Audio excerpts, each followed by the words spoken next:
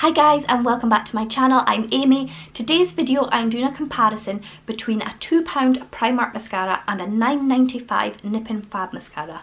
So I discovered the Primark mascaras not long ago and I absolutely love them. I think they're brilliant.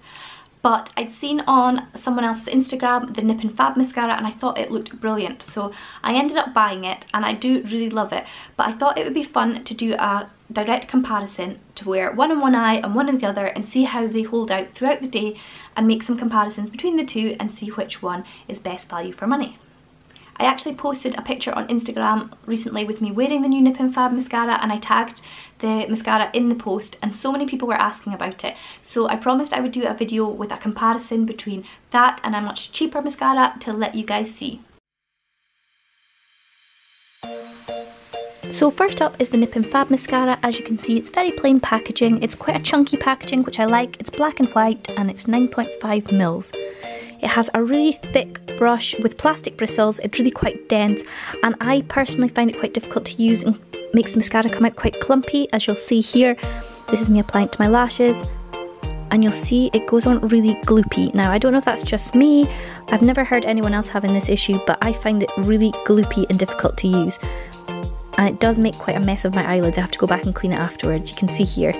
If you go back in with a clean brush or a spoolie or something to separate your lashes, it does help, but look, you can see it's really gloopy. Now once you do get them separated, the mascara is really nice. It gives a nice effect and it lasts really well, but for application it is a pest to apply, I find.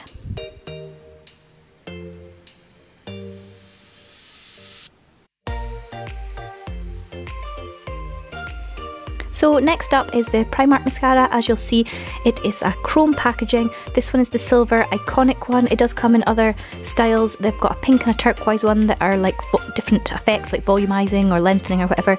This one has a more traditional bristle brush. It's much narrower and I find it much easier to use.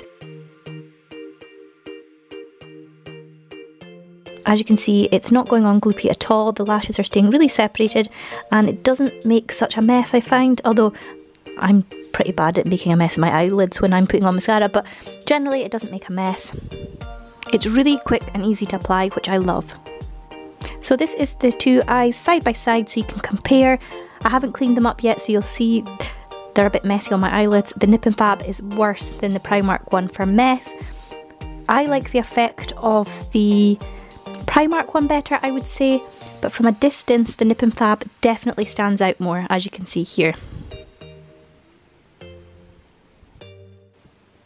So let me know in the comments, which one do you prefer, the Primark mascara or the Nip and Fab one? And this is the lashes after a whole day of wearing the mascaras. As you can see, the Nip and Fab is exactly as it was when I put it on. There's still a little bit of my brow bone, just ignore that. But it has lasted really well and it does still make the eyelashes stand out. The Primark one has smudged slightly under the eye. I don't know if you can tell properly in the camera, but in real life you could see it a little bit more. And the eyelashes don't look as defined, I wouldn't say, as the Nip and Fab.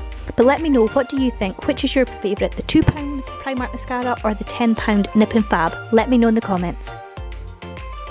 I hope you've enjoyed this video today. If you have, give it a big thumbs up. If you'd like to see more beauty videos, then let me know. Don't forget to subscribe and also click the bell icon, otherwise you won't get notifications of my videos in your newsfeed. I'll see you in the next one. Bye!